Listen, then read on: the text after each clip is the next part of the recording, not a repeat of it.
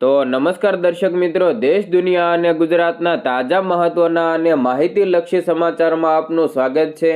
દર્શક મિત્રો, આજના વિડીયોમાં ખાસ કરીને આગામી દિવસોમાં જે સૂર્યગ્રહણ થવા જઈ રહ્યું છે, મહાશિવરાત્રિના પર્વ બાદ આ સૂર્યગ્રહણ થવા જઈ રહ્યું છે, ત્યારે આ સૂર્યગ્રહણની અસર કઈ કઈ રાશિ ઉપર પડવાની છે, આ સૂર્યગ્રહણ ભારતમાં દેખાવાનું છે કે કેમ, ભારતમાં આનો સૂતકકાળ માન્ય ગણાવવાનો છે કે કેમ, અને આ સૂર્યગ્રહણ દરમિયાન તમારે કઈ કઈ વસ્તુનું ધ્યાન રાખવાનું છે, સૂર્યગ્રહણ દરમિયાન તમારે શું કરવું અને શું ન કરવું જોઈએ, તેના વિશેની સંપૂર્ણ માહિતી આપણે આ વિડીયોમાં મેળવવાની છે।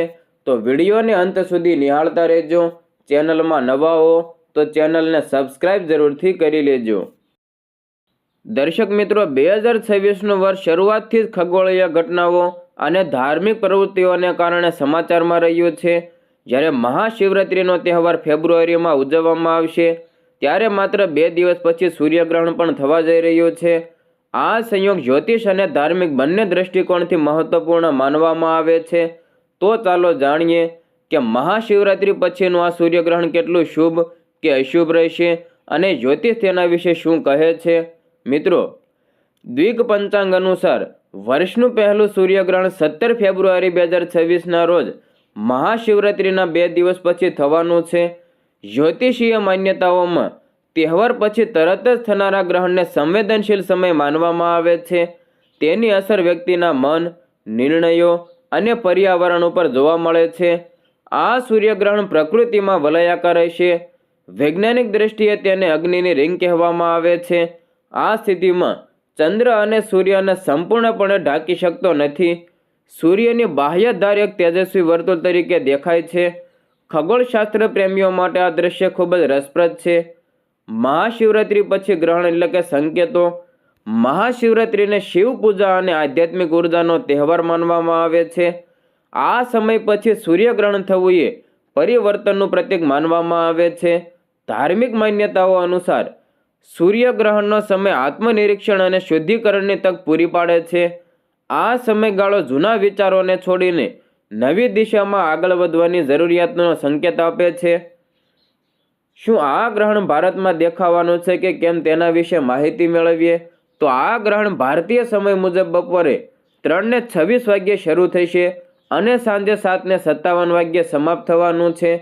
નોંધનીય છે કે આ ગ્રહણ ભારતમાં દેખાવાનું નથી, તે ફક્ત દક્ષિણ ગોળાર્ધના ભાગોમાં દેખાશે। આ કારણોસર કેટલાક જ્યોતિષીઓના મતે ગ્રહણ પહેલાનો ધાર્મિક સમયગાળો સૂતકકાળ ભારતમાં લાગુ નહીં પડે। જોકે જ્યોતિષશાસ્ત્રમાં ગ્રહણને સામાન્ય રીતે શુભ માનવામાં આવતું નથી। જ્યોતિષ હર્ષવર્ધન શાંડિલ્ય સમજાવે છે કે રાહુ અને કેતુનો પ્રભાવ માનવ જીવનમાં માનસિકતા, ભાવનાત્મક તણાવ અને ઉથલપાથલ પેદા કરશે। કઈ કઈ રાશિ ઉપર તેની અસર પડશે તેની વાત કરીએ તો જ્યોતિષશાસ્ત્ર અનુસાર સૂર્યને આત્મવિશ્વાસ અને નેતૃત્વ માટે જવાબદાર ગ્રહ માનવામાં આવે છે। ગ્રહણ કેટલીક રાશિઓ પર દબાણ વધારી શકે છે, જેમાં નીચેનાનો સમાવેશ થાય છે। મિત્રો, કુંભ રાશિના માનસિક થાક અને સ્વાસ્થ્ય સમસ્યાઓનો અનુભવ થઈ શકે છે। સિંહ રાશિના લોકોએ કામ ઉપર સાવધાની રાખવાની જરૂર પડશે, કારણ કે સમસ્યાઓ વધી શકે છે। વૃશ્ચિક રાશિના લોકો માટે આ નાણાકીય નિર્ણયો લેવાનો સમય છે, નુકસાન તણાવ વધારશે। મકર રાશિના લોકોએ કૌટુંબિક વાતચીતમાં સંયમ રાખવાની જરૂર પડશે, તકલીફ અને દુઃખ વધી શકે છે। ગ્રહણ દરમિયાન શું કરવું અને શું ન કરવું તેના વિશે વાત કરીએ તો ગ્રહણ દરમિયાન શું કરવું। ગ્રહણ દરમિયાન મંત્રો અને ધ્યાનનો જાપ કરવો શુભ માનવામાં આવે છે। માનસિક રીતે ઓમ નમઃ શિવાય અથવા મહામૃત્યુંજય મંત્રનો જાપ કરવાની ભલામણ કરવામાં આવે છે। ગ્રહણ પછી સ્નાન અને દાન પણ ખાસ મહત્વપૂર્ણ માનવામાં આવે છે। શું ટાળવું જોઈએ તેના વિશે વાત કરીએ તો ધાર્મિક પરંપરા અનુસાર ગ્રહણ દરમિયાન ખોરાક રાંધવા અથવા ખાવાનું ટાળવામાં આવે છે। આ સમય દરમિયાન સગર્ભા સ્ત્રીઓને વધારાની સાવધાની રાખવાની જરૂર હોય છે।